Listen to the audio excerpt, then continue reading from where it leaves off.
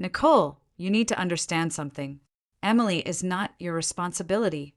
My sister Claire said those words while standing in front of me, holding a folder filled with papers that would decide an 8-year-old girl's future. I remembered this moment. The same room, the same people, the same cold expressions, and the same little girl hiding behind the doorway, hoping nobody noticed her. But this time I was different, because I had already watched this story happen once. I had already seen what came after. I had seen Emily Carter grow from a quiet, forgotten child into the founder of one of the biggest technology companies in the world. I had seen her face appear on magazine covers. I had seen investors fight for a chance to sit across from her. I had seen people who once called her useless suddenly brag that they had always believed in her. But they didn't believe in her. Not when she was standing right in front of them. Not when she needed someone. They only believed in her after the world told them they should. And I refused to let that happen again. Nicole, Claire asked, did you hear what I said? I looked at my sister. Yes, I heard you. Then you understand why this is the only option. She opened the folder. Emily needs a different environment, a place where someone can handle her. Behind Claire, Mark crossed his arms. My brother-in-law always had a way of making every problem sound like someone else's fault. She needs structure, he said. She spends too much time alone. She doesn't communicate. She refuses to act like a normal kid. I glanced toward the doorway. Emily lowered her head. She heard every word. That was the part that made me angry. Not that they had decided she was difficult, but that they were saying it while she was standing close enough to hear them. The last time I lived through this, I had stayed quiet. I told myself I was being reasonable. I told myself family problems were complicated. I told myself Claire was her mother, and I didn't have the right to interfere. I was wrong, because years later, when Emily became successful, she still carried the same wound. She could build companies. She could negotiate million-dollar deals. She could stand in front of thousands of people without fear. But she still struggled to believe someone could care about her without wanting something in return. I would not let that happen. She's staying with me, I said. Everyone looked at me. Claire's eyebrows lifted. What? You heard me. Mark gave a short laugh. Nicole, don't do this. Do what? Pretend you can fix everything. His words reminded me of the past, because that was exactly what they said before. They thought I was being emotional. They thought I would give up after a few weeks. They thought Emily was too much trouble. They didn't know what I knew. They didn't know the little girl they were abandoning would one day become someone they couldn't reach. Claire shook her head. You don't know what you're getting yourself into. No, I said. You don't know what you're throwing away. The room became tense. Emily looked at me. For a second, I saw confusion in her eyes. She wasn't used to someone defending her. Nicole, Claire said quietly, you're making a mistake. Maybe. I walked toward Emily, but it's my mistake to make. I stopped in front of her and lowered myself. Emily. She looked at me carefully. Do you want to come stay with me? Her fingers tightened around her backpack. Will I bother you? That question almost broke me, not because it was dramatic, because it was honest. An 8-year-old child had already learned to measure her existence by how inconvenient she was to others. No, I said. She looked uncertain. But everyone says I'm hard to take care of. I shook my head. They're wrong. Why? Because I knew her future. Because I knew how brilliant she was. Because I knew this scared little girl would one day change the world. But she didn't need a prediction. She needed someone to believe in her now. Because you're Emily, I said. That's enough. She didn't smile. Not yet. But something changed. Like a small part of her finally believed she wasn't completely alone. Claire picked up her purse. If you take her, don't expect us to solve your problems later. I stood up. I won't. She looked satisfied, until I continued. I'm not asking people who abandoned her to rescue me. Her expression changed. Mark stepped forward. You're judging us. No, I replied. I'm remembering. That made him stop, because he knew there was something different about me. He just didn't know why. That evening, Emily arrived at my apartment with one backpack. One. Everything she owned fit inside it. I looked at the bag and felt a sadness I couldn't explain. A child should have toys, books, things that made her feel at home. Not a single backpack prepared for another rejection. You can take the bedroom, I told her. She immediately shook her head. No, I'll sleep on the couch. Why? Because it's your room. I smiled. Emily, this isn't a hotel. She looked confused. You live here now. She stared at me. Really? Yes. Nobody had ever made that sound simple for her.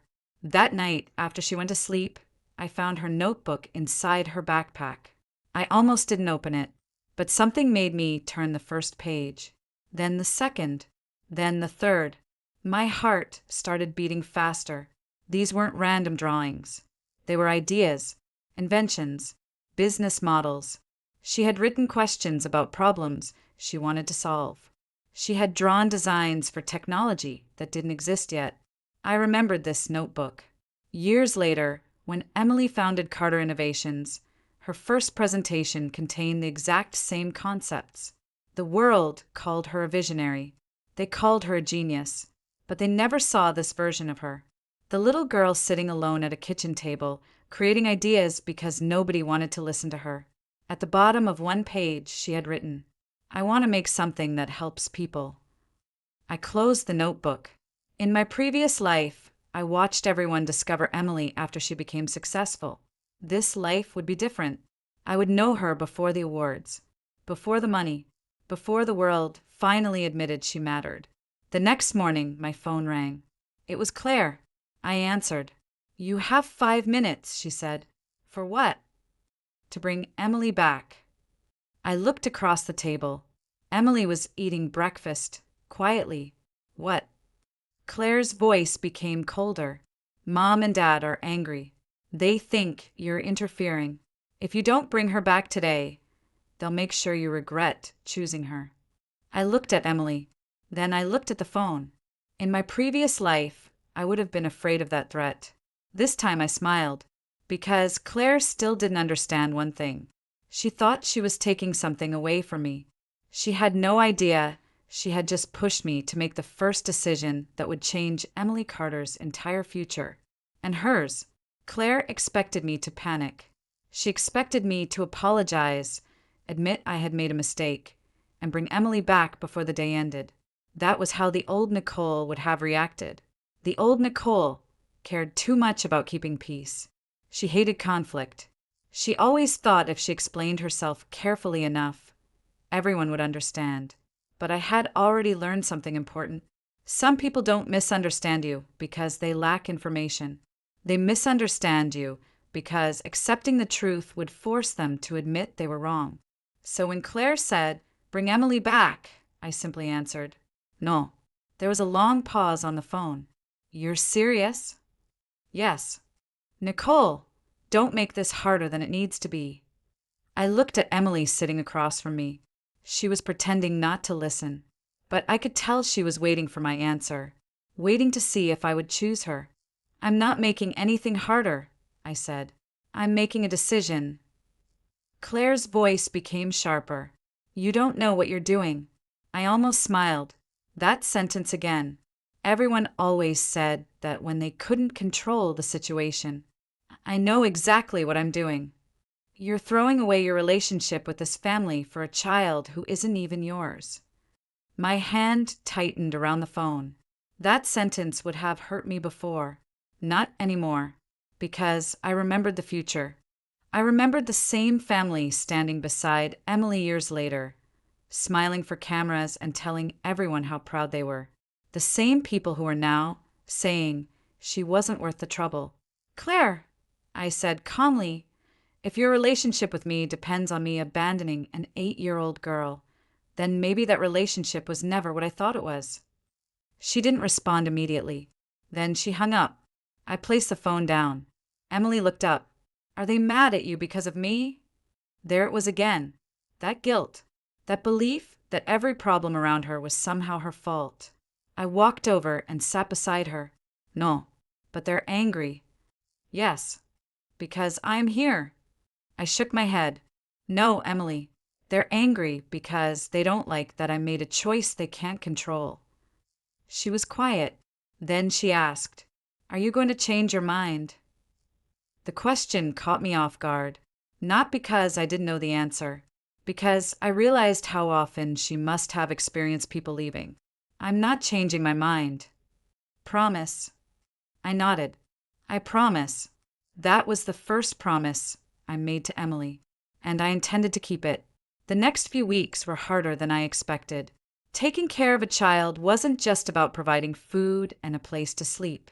It was about rebuilding trust. Emily apologized for everything. If she dropped a spoon, she apologized.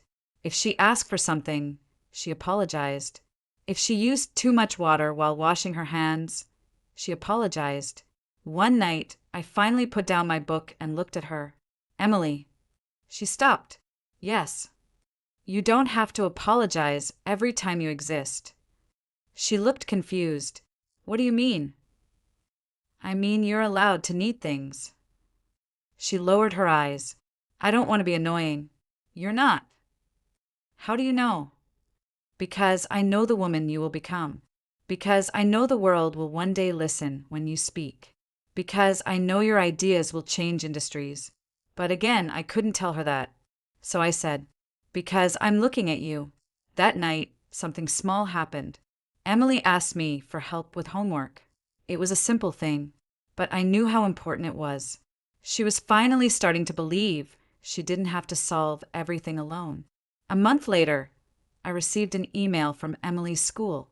They wanted to discuss her behavior. I already knew what that meant. The moment I walked into the principal's office, I saw Emily sitting in a chair. Her teacher, Mrs. Anderson, had a folder in front of her. "Ms. Nicole, thank you for coming." "What's this about?" The teacher exchanged a glance with the principal. "Emily has difficulty participating in class." I looked at Emily. She immediately looked down. "Does she cause problems?" "No." "Does she disrupt other students?" "No." "Then what's the problem?" Mrs. Anderson hesitated. "She spends too much time on things outside the curriculum." "Such as?" The teacher opened the folder. Inside were drawings, plans, notes, ideas. "She keeps creating these designs instead of completing normal assignments." I looked through the pages. I recognized some of them. They were early versions of concepts Emily would later use. "She's thinking." The teacher frowned. "She's only 8. And children her age should focus on basic learning." I closed the folder. Learning doesn't look the same for everyone. The principal leaned forward. "Ms. Nicole, we're only trying to help." I knew that sentence too. People often used help when they wanted someone to become easier to manage. Then help her. How? Ask her why she creates these things. Nobody answered, because nobody had asked. Not once. After the meeting, Emily walked beside me quietly. "I am sorry." I stopped. "For what?" "Making trouble at school." I sighed. "Emily." She looked up.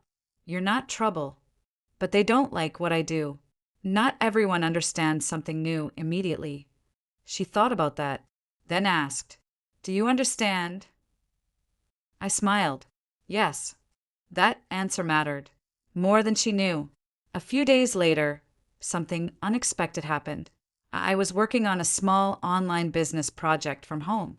It wasn't anything huge, just something I was building to create a more stable income. I was stuck on a problem with customer data. I had spent hours trying to solve it. Then Emily walked over. "What are you doing?" I turned around. "Working." She looked at the screen. "Why don't you organize it differently?" I smiled. "Because it's complicated." She tilted her head. "Isn't complicated just a lot of simple things together?" I froze. Not because it was impossible, because it was obvious. I changed the structure based on her suggestion. 10 minutes later, the problem was solved. Emily looked surprised. Did I help? I looked at her. Yes. A tiny smile appeared on her face. I helped. Yes. That was the first time I saw it. Not confidence, not arrogance. Something even more important. Belief. She was beginning to believe she had value. That evening, I received another message. This time from my parents. They wanted to meet. The message was short. We need to discuss Emily. I stared at the screen. In my previous life, this meeting was where I gave up, where I let them convince me I was wrong, where Emily lost the only person who believed in her. But this time, I knew exactly what was coming. They weren't coming because they missed Emily. They were coming because they had discovered something. Something about the little girl they had rejected, and they wanted to know if they could still claim her future. I looked at Emily drawing at the table. Then I replied, Fine, we'll meet. But this time, I wasn't going there to ask for permission. I was going there to protect her. I knew exactly what my parents wanted. They wanted to talk about Emily, but they didn't want to talk to Emily. That was the difference. For years, my family had been good at making decisions about people without ever asking what those people wanted. And Emily had been the easiest person to decide for.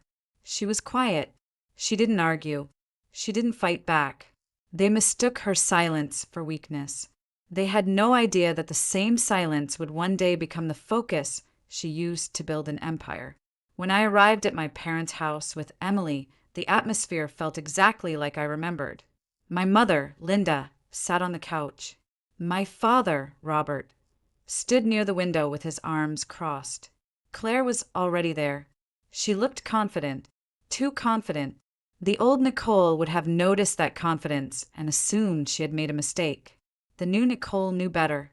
People who believe they are right don't prepare arguments. People who know they are wrong do. Nicole, my mother said, sit down. I didn't move. Why? She frowned. Because we need to have a serious conversation. I'm listening. Her eyes moved toward Emily. Can she play outside for a while? Emily immediately lowered her head. She already understood. They wanted to talk about her. Without her. I stepped closer to Emily. You can stay. My mother sighed. This is an adult conversation. No, I said. This is about Emily. She deserves to hear it. Claire looked annoyed. You're making everything dramatic. I looked at her. Am I? Nobody answered. Because they knew. They just didn't want to admit it. My father finally spoke. Nicole, we understand you're trying to help, but you're becoming too attached. Too attached. That phrase again. As if caring about a child was some kind of mistake. I'm attached because I'm taking care of her. My father shook his head. She needs more than kindness.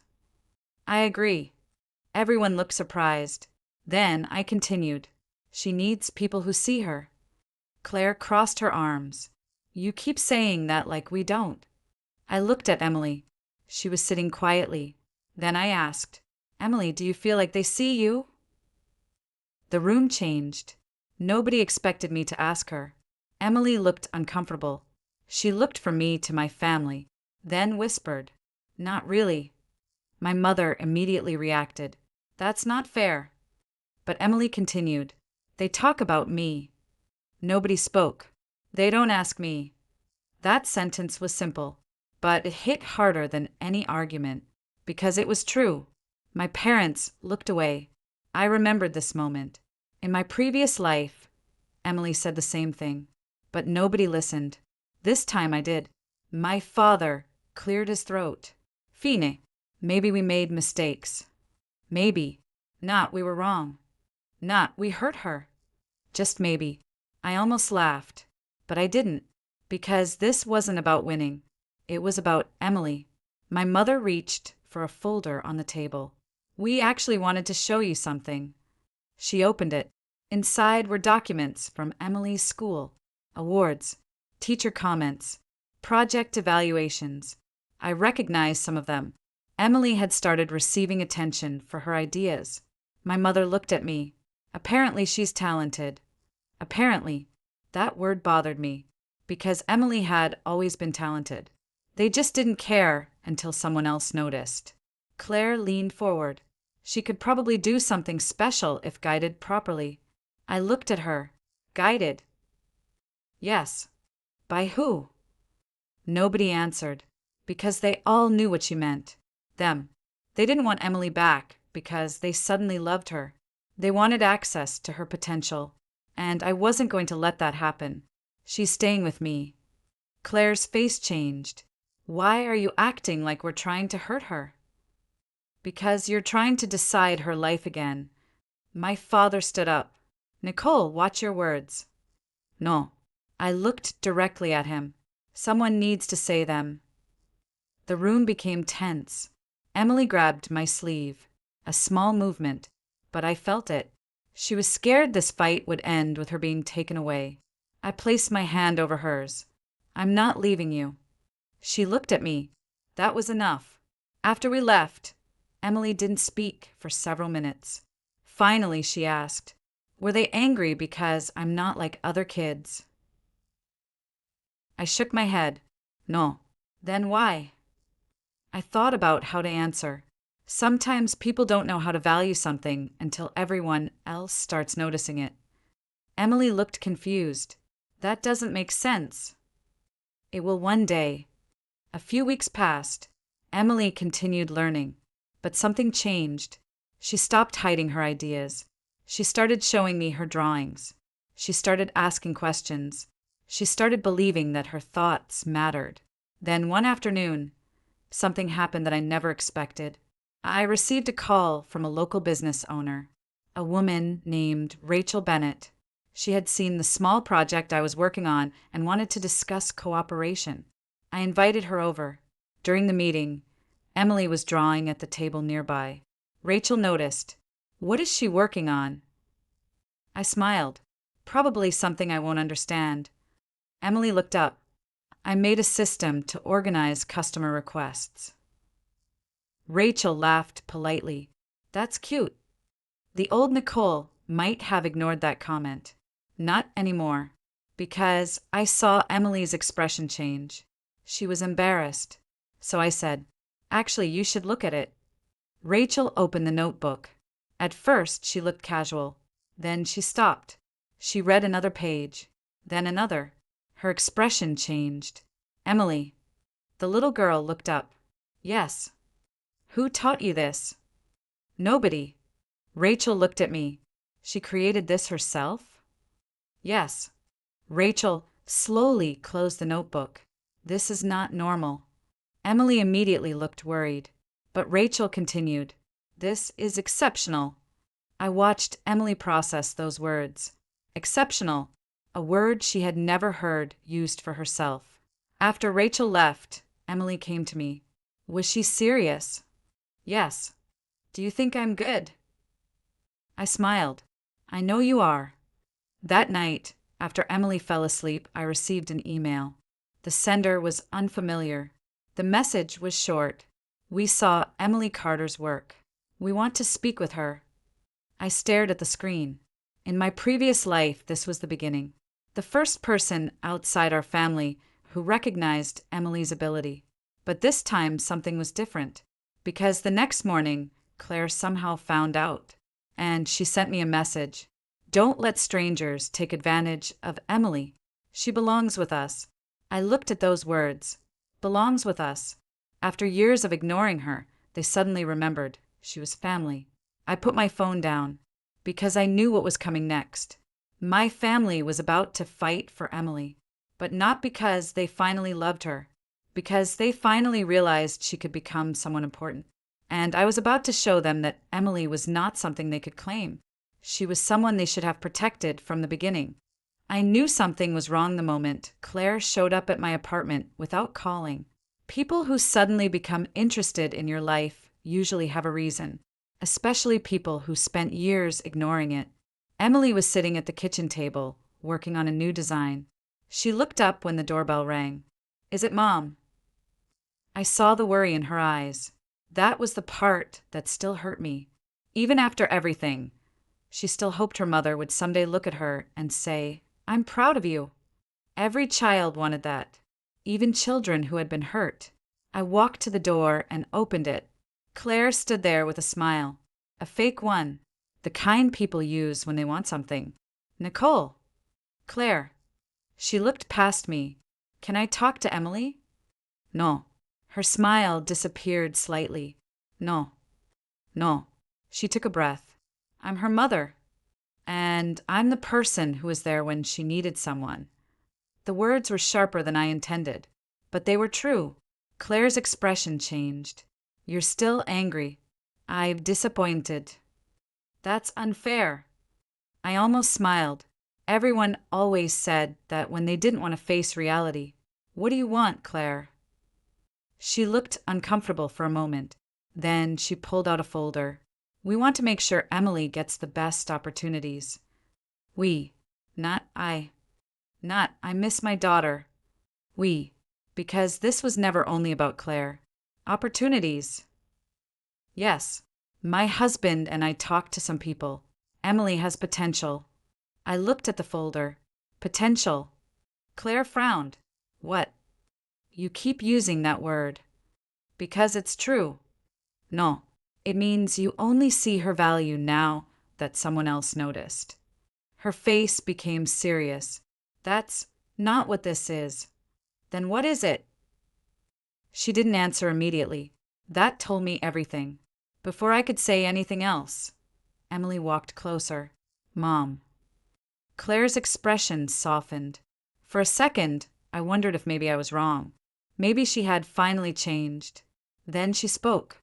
"Emily, honey, we think you should come home." Emily froze. Not because she wanted to go. Because she didn't know if she was allowed to say no. "I'm okay here." Claire forced a smile. "Of course you are, but we can give you more." More. That word again. More money. More resources. More connections. But not more love. I looked at Emily.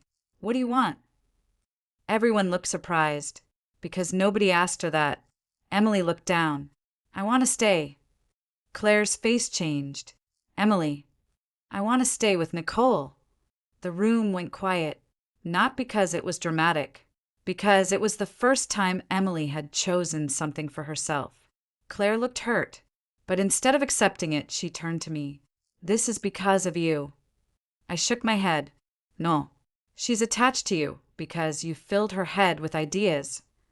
I couldn't believe what I was hearing. "She made a choice." "She's a child." "Yes." I looked at Emily, and that's exactly why adults should listen to her. Claire left angry, but I knew this wasn't over. The next day, my parents called, then my aunt, then even relatives I barely spoke to. Suddenly, everyone had opinions about Emily's future. Everyone wanted to help. Everyone wanted to be involved. It was almost funny.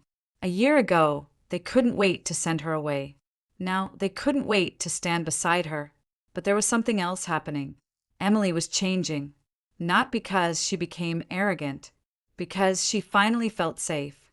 She started joining school activities. She started speaking more. She even corrected me one day. "You know that calculation is wrong, right?" I looked at her. "Excuse me." She pointed at my laptop. "You used the wrong formula." I pretended to be offended. "I can't believe my own niece is criticizing me." She smiled. A real smile. The kind I had almost forgotten existed. "You asked me to tell you if you made mistakes." I laughed. "I did." "Then I'm helping." And she was. That was the amazing thing about Emily. She didn't want to prove she was smarter than everyone. She genuinely wanted to solve problems. A few weeks later, Rachel Bennett contacted me again. She wanted to meet Emily. This time, she brought someone with her. A technology investor. A man named David Walker. The moment he saw Emily's notebook, he became serious. "Who created these ideas?" Emily looked nervous. "I did." "How old are you?" "Almost 9. David looked at me. "You understand how unusual this is?" I nodded. "Yes."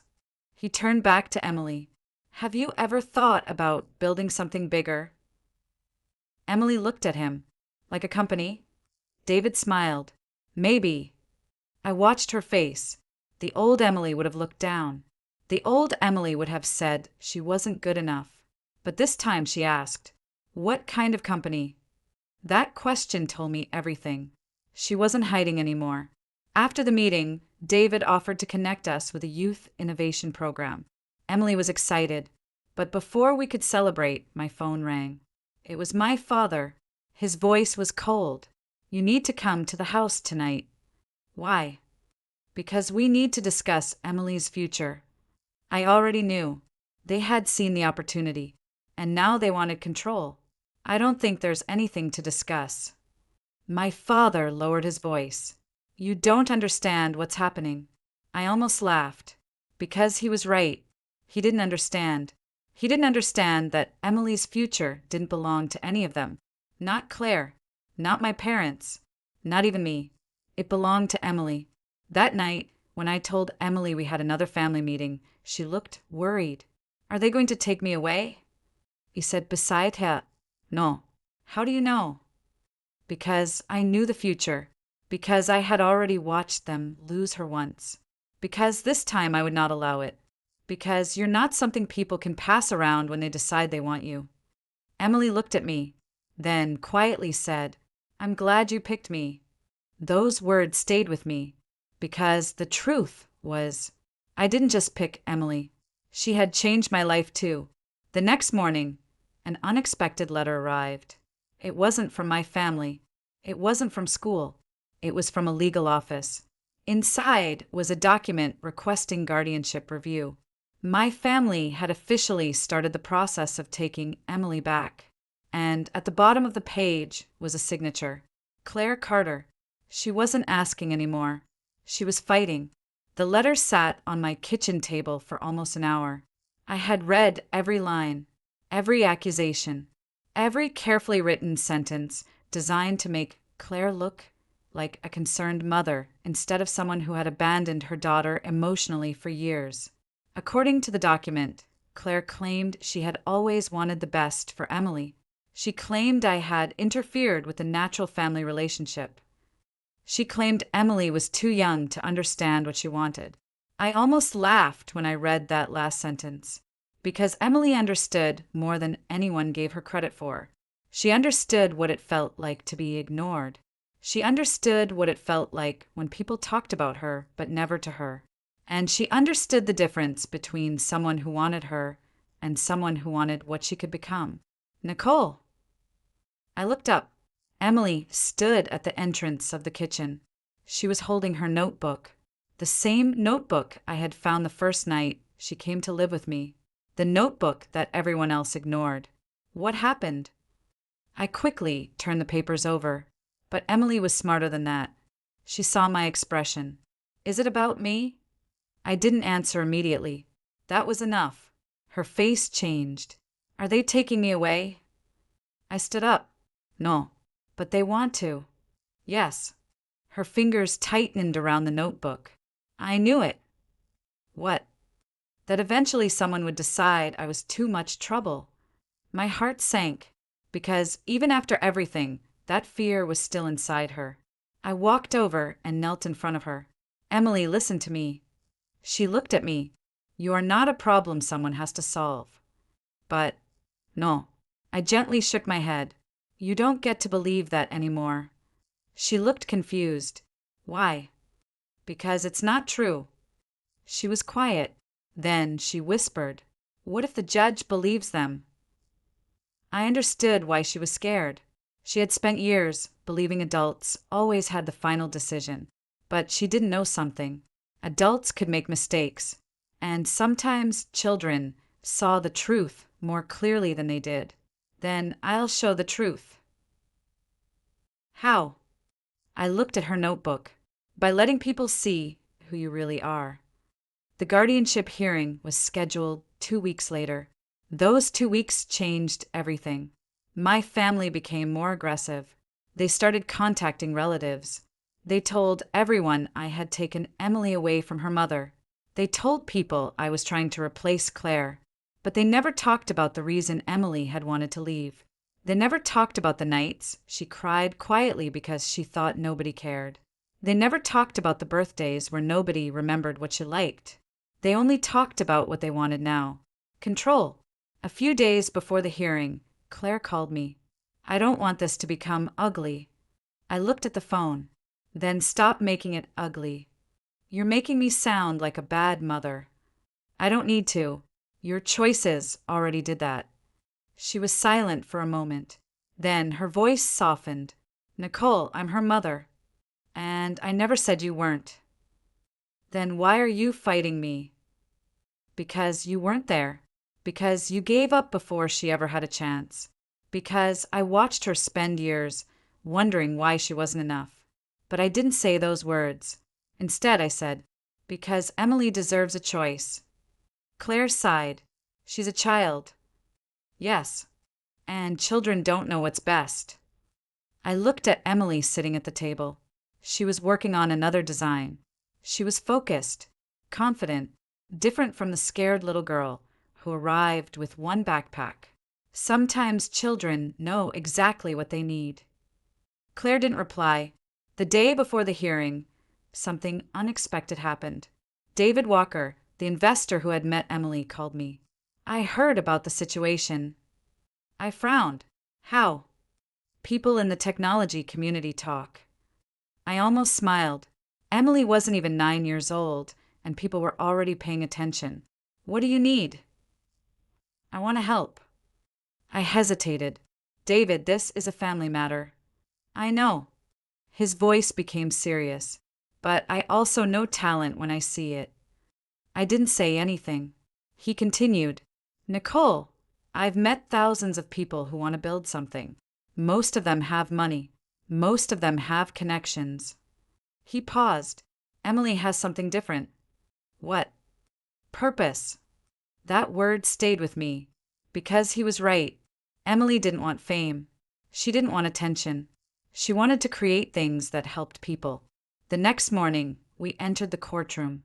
Emily held my hand. Not because she was weak. Because she trusted me. Claire was already there with her lawyer. My parents sat behind her. They all looked confident. The old Nicole would have been intimidated. The new Nicole looked at them and felt something else. Sadness. Because they still didn't understand. The hearing began. Claire's lawyer spoke first. Your Honor, this case is about a mother wanting to regain custody of her child. It sounded perfect. Almost too perfect. Then my lawyer stood. This case is about whether a child's voice matters. The judge looked at Emily. Emily, do you understand why we are here today? She nodded. Yes. Would you like to say anything? Everyone looked at her. The little girl who used to avoid attention. The little girl who apologized for needing things. She took a breath, then spoke. I don't hate my mom. Claire looked surprised. Emily continued. But I don't want to go back. The room became still. Why? Emily looked down. Then she looked at me. She believed in me before anyone else did. Claire's expression changed. The judge asked, Can you explain what you mean? Emily held her notebook. She asked me what I wanted to do. She listened to my ideas. She didn't tell me I was strange. Nobody spoke. Then Emily said something that changed everything. I don't need someone who thinks I can become successful. She looked toward Claire. I need someone who thinks I matter even if I don't. For the first time, Claire had no response. Because that was the truth she couldn't argue against. After the hearing, the judge did not make a final decision immediately. Instead, she ordered a review. But as we walked out, something unexpected happened. David approached me. Nicole. I turned. He looked at Emily. There's something you need to know. What? He handed me a document. Emily's school project had been reviewed by a major youth innovation organization. They wanted to invite her to participate in a national competition. I looked at the paper, then at Emily. She had no idea what was about to happen. The girl everyone called difficult was about to step onto a stage where the entire country would see her. But before that could happen, I received another message. This one was from Claire. Only 5 words. You ruined my daughter's life. I stared at the message. Then I looked at Emily, and I knew something. I hadn't ruined her life. I had saved it. But Claire had no idea that the world was about to discover exactly who Emily Carter was. The world loved success stories. People loved hearing about a child genius who discovered her talent and changed everything. But nobody talked about what happened after the world started paying attention. Because attention brought expectations, and expectations brought people who wanted something. After Emily's invitation to the International Technology Conference was announced, our lives changed overnight. Emails filled my inbox. Some were from companies wanting to support Emily. Some were from schools offering opportunities. Some were from strangers saying they believed in her. But there were also messages from people who had never cared about her before. Relatives, old family friends, people who suddenly remembered Emily's name. My aunt called me one evening. Nicole, we heard about Emily. I already knew where the conversation was going. That's nice. She's becoming famous. I looked at the phone. Famous. That was what they noticed. Not Emily. Not the years she spent feeling unwanted. Not the child who needed someone to listen. Only the result. She's doing well, I answered. My aunt laughed. We're all proud. I almost asked since when. But I didn't, because I had stopped trying to make people admit their mistakes. Some people only apologized after losing access to what they wanted. And that wasn't a real apology. A few days later, Emily received another opportunity. A major company wanted to sponsor her project. It was a huge chance, but when Rachel reviewed the contract, her expression changed. Something is wrong. Emily looked worried. What? Rachel placed the papers on the table. They want rights to future developments. Emily frowned. But they're only sponsoring my project. Exactly. I looked at the contract. They wanted more than a partnership. They wanted control. They wanted to invest a small amount now and own a large part of anything Emily created later. A common strategy. Find someone talented before the world notices them. Then convince them to give away their future. Emily looked disappointed. I thought they wanted to help. He said, beside her, sometimes people help because they care. I pointed at the contract. And sometimes they help because they see an opportunity. She was quiet. Then she asked, how do I know the difference? That was a difficult question. Even many adults didn't know the answer. Look at what they ask for. I told her, people who care about you want you to grow. People who want to use you want you to belong to them. Emily looked at the contract again. Then she pushed it away. I don't want to sign. Rachel smiled. Good choice. That moment mattered more than winning any competition, because Emily wasn't just becoming smarter. She was learning to protect herself. But my family didn't stop. A week later, my father visited. This time he didn't come angry. He came calm. That worried me more. Nicole, can we talk? I invited him inside. Emily was in her room working. My father looked around. You've done well with her. I almost couldn't believe what I heard. A compliment from him. But then he continued, which is why I think we should work together. There it was. The real reason. Work together. Yes. He sat down. Our family has resources, connections, experience, and Emily needs guidance. I looked at him. She has guidance. You mean you? Yes. He sighed. Nicole, you don't understand business. That sentence almost made me smile, because he was right about one thing. I wasn't a business expert, but I understood people, and I understood my family. You don't want to guide Emily. His expression changed. You want access. That's ridiculous. Is it? I leaned forward. When Emily was drawing ideas in her notebook, where were you? He looked away. When she was afraid nobody wanted her, where were you? Silence. When she needed someone to believe in her, where were you? My father had no answer, because there wasn't one. Finally, he said, "We made mistakes." I nodded. "Yes. We can fix them." I looked at him. "No." He frowned. "No. You can't fix the past by taking control of her future." That was the first time I saw him realize something. Emily was no longer the child they could decide for.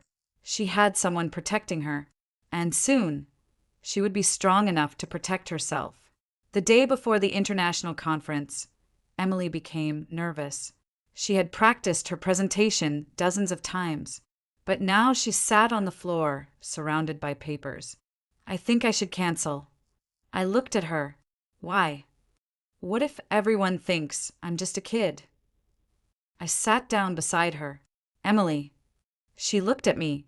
"Do you know what the biggest difference is between you and everyone else?" She shook her head. "Most people spend their lives trying to prove they're better than others." I smiled. "You spend your time trying to make things better for others." She looked at her project. "That matters. It's the reason you're here." The next morning, we arrived at the conference. There were executives, scientists, investors, people who had spent decades building companies. And then there was Emily, a 9-year-old girl carrying a notebook. Some people looked curious, some looked doubtful. But when she began speaking, everything changed. She explained her idea. She explained the problem. She explained the solution. Not like a child, like a creator. After the presentation, one of the most respected technology leaders in the room stood up. His name was Michael Anderson. He had built several successful companies. He looked at Emily and said, "I've listened to thousands of presentations in my career." Everyone became quiet, and yours is one of the few that reminded me why innovation matters. Emily smiled. Then he turned toward the audience. "This girl doesn't need someone to give her a future." He looked at her. "She's already building one." The applause lasted several minutes. I watched Emily standing there, the same girl my family wanted to send away, the same girl they called difficult, the same girl they thought would never succeed. And I realized something. The world had finally seen what I saw from the beginning. But just as we were leaving the conference, my phone rang. It was Rachel. Her voice sounded serious. "Nicole, you need to see this." "What happened?" "Your family made another move." I frowned. "What kind of move?" She hesitated, then answered. "They announced that Emily's company will be part of the Carter Family Business Group." My expression changed. "They did what?" "They're telling the world that Emily's success belongs to the family." I looked at Emily. She was smiling, unaware of what had happened.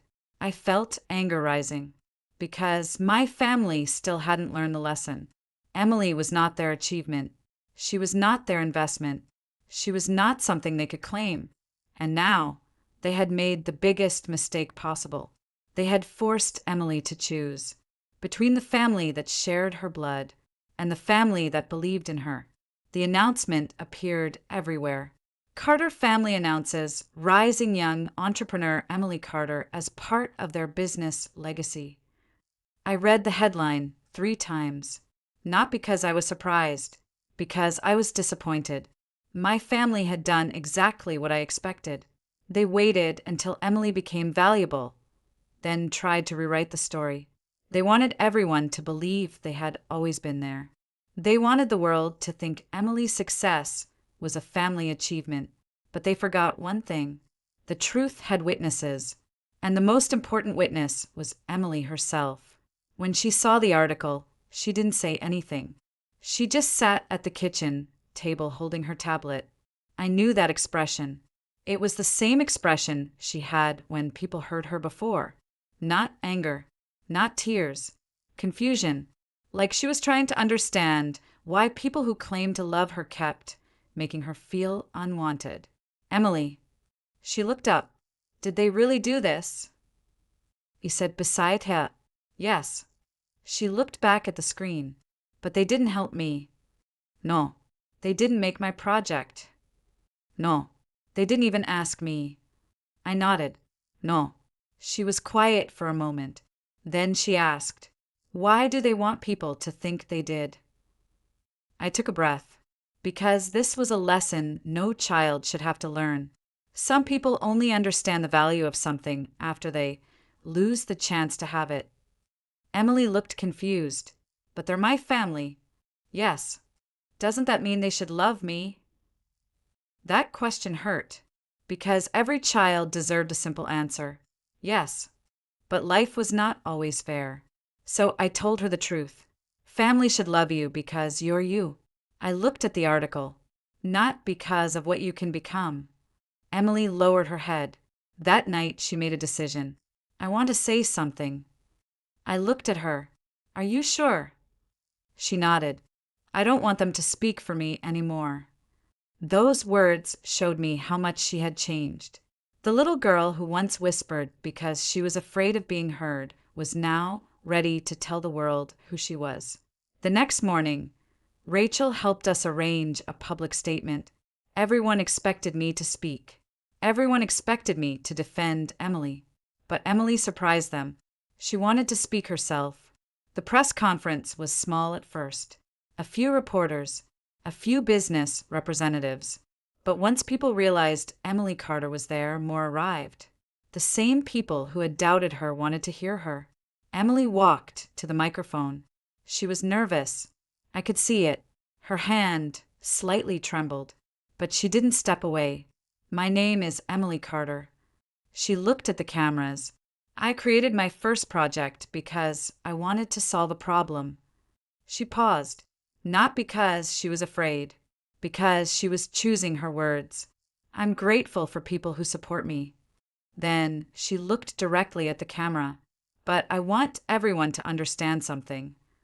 The room became focused. My ideas belong to me. Those 6 words changed everything. She continued, I respect my family.